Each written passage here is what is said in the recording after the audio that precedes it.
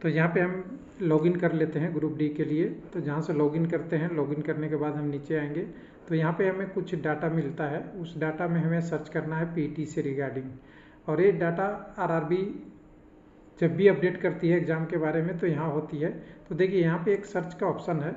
Search में हम क्या करते हैं, यहाँ पे डाल देते हैं पीईटी, जो आपने पहले वीडियो में देखा था। मैं पीईटी करके इंटर कर देता हूँ।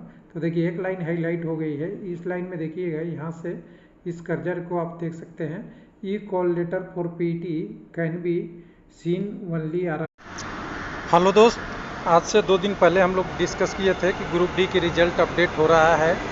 अभी इंटरनल, अभी वेबसाइट पे तो आया नहीं है, लेकिन वो न्यूज़ अगर देखेंगे तो थोड़ा सा और आगे बढ़ रहा है। डेली कुछ न कुछ अपडेट हो रहा है। तो मैं रिकॉर्ड करते जा रहा था कि कितने दिन में क्या अपडेट हो रहा है। तो छोटे छोटे पॉइंट अपडेट कर रहा है। कभी एरे दे रहा है आरआरसी की तरह आपसे, कभी लूप दिया जा रहा है। हालांकि ये काम कौन करता है, एग्जाम कंडक्टिंग एजेंसी टीसीएस द्वारा, यानी अपडेट हो रहा है। और दूसरा अपडेट है सीसीए एक सर्विसमैन के जो पोस्ट रहेगा, अगर उसका कैंडिडेट कोई नहीं मिलता है, सीसीए तो मिल जाए, एक सर्विस नहीं मिलेगा तो उसके खाली सीट किसको दिया जाएगा। कुछ लोगों का इशू है कि केवल यूआर को दिया जाता। तो देखिए यूआर को नहीं, जिसका वैकेंसी होगा उसको दिया जाएगा। यूआर का होगा तो यूआर में जाएगा, ओबीसी का होगा तो ओबीसी में जाएगा। और सीसीए और एक सर्विसमैन भी किसी न किसी कम्युनिटी के कैंडिडेट होते हैं। सीसीए और एक सर्विसमैन क्या है, ये सब कैटेगरी है। यानी जो कैंडिडेट अगर फॉर्म भरा है तो पहले क्या सेलेक्ट करता है, अपना कैटेगरी यूआर, उसके बाद यूआर के बाद सर्च करता है। तो अगर दूसरा व्यक्ति अगर ओबीसी है तो ओबीसी, नॉन क्रिमिनल तो डीआर। लेकिन एक सर्विसमैन और सीसीए एडिशनल इन्फॉर्मेशन होता है, उसमें आता है। इसलिए ध्यान दीजिएगा कि जो एक सर्विसमैन और सीसीए को जो पोस्ट होगा वो सबको मिलेगा अलग अलग। लेकिन एक सबसे बड़ी चीज़ है, लोगों को कन्फ्यूजन है कि पीटी में कैसे होगा। तो देखिए पीटी में कोरिजेंडम डाल के 2018 वाला से इस बार तक तुलना नहीं करेंगे आप। कोरिजेंडम डाल के सीसीए को पीटी से एग्जम्प्टेड कर दिया गया है। तो पीटी में इनको जगह नहीं मिलेगी, यानी सीसीए में पीटी को जगह नहीं होगा। आरआरबी अब इस पे 2 विचार कर सकती है।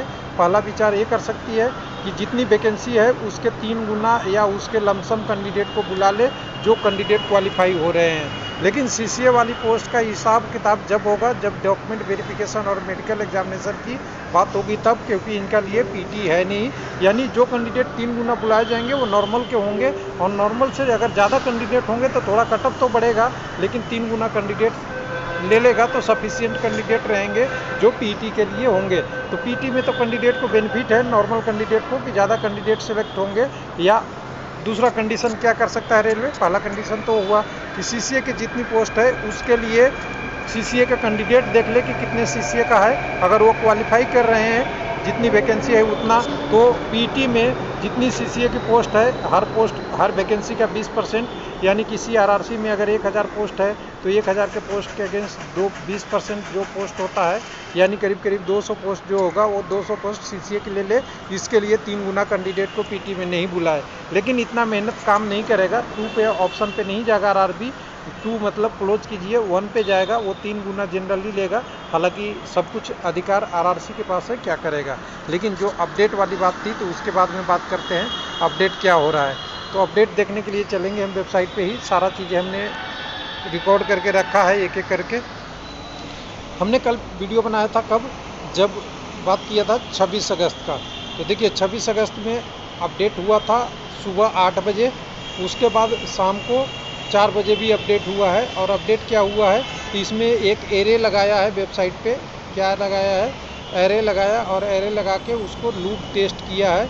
यानी लूप टेस्ट कब करते हैं, जब बहुत बड़ा डाटा को टेस्ट करना होता है तो लूप गेट एरे लगा के उसको लेंथ 4 वर्ड का लेंथ करके इन्होंने एरे को टेस्ट किया है। यानी जब किसी का सीबीटी का स्कोर डलेगा तो सीबीटी के स्कोर में क्या होता है, लूप का इशू क्यों होता है, फॉल्स या पास।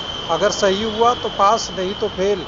दोनों सारी चीज़ें कंडीशन है। बहुत सारी कंडीशनिंग या लूपिंग कह सकते हैं, वाइल लूपिंग वगैरह, ये HTML वगैरह में अलग अलग कोड होते हैं। मतलब ये आपका कंप्यूटर का कोड में ईफ, वेयर का सबका यूज करके लूप चलाते हैं, वो है। उसके बाद 26 के बाद कहें अगला अपडेट कब हुआ है तो 1 मिनट में दिखा दूँ। 26 के बाद अगला अपडेट देखिए ग्रुप डी वाले में कब हुआ है तो देखेंगे यहाँ पे, तो आपको दिखेगा 27 तारीख को। 27 तारीख के डेट में अपडेट हुआ। कब का, दोपहर के बाद। उसके बाद अपडेट कब हुआ, तो यहाँ पे आप देखेंगे 28 तारीख को, यानी आज भी अपडेट हुआ है। आज कितने बजे हुआ अपडेट, तो यहाँ पे देखेंगे पीटी वाला में, तो यहाँ पे देखिए पीटी में अपडेट हुआ है 28 तारीख को रात में 1:56, यानी कोई प्रोग्राम चला के छोड़ा दिया गया और साइज़ भी ठीक ठाक बड़े साइज़ की है, यानी रिजल्ट का अपडेट अभी आगे बढ़ रहा है।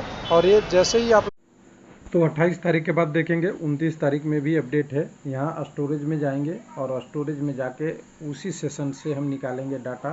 तो हमें डाटा में दिखेगा कि देखिए स्टोरेज में हम गए, स्टोरेज से निकाला डाटा कि इसमें अपडेट क्या है। तो सैटरडे का भी रात को आप कह सकते हैं जीएमटी के टाइम से है, ग्रीनविच टाइम के लिए 2:06 पे भी अपडेट इसमें हुआ है। 29 अक्टूबर आज ही है, यानी हम देख रहे हैं कि 24 तारीख से लेके 29 तारीख तक रेगुलर अपडेट हो रहा है। ग्रुप डी के रिजल्ट में कुछ ना कुछ, कभी एरे लगाया जा रहा है, कभी कुछ लग रहा है। तो देखिए रिजल्ट प्रिपरेशन चल रहा है, कितने दिन में आएगा ये रेलवे डिसाइड करेगा और उसकी नोटिस आएगी। लेकिन ये सोच के चलिए कि एक दिन में कुछ ना कुछ हर कैंडिडेट के जो आपका HTML कोड है उसमें RRC का अपडेट हो रहा है, जो TCS के द्वारा किया जा रहा है। तो चलिए गुड न्यूज़, थैंक यू, धन्यवाद।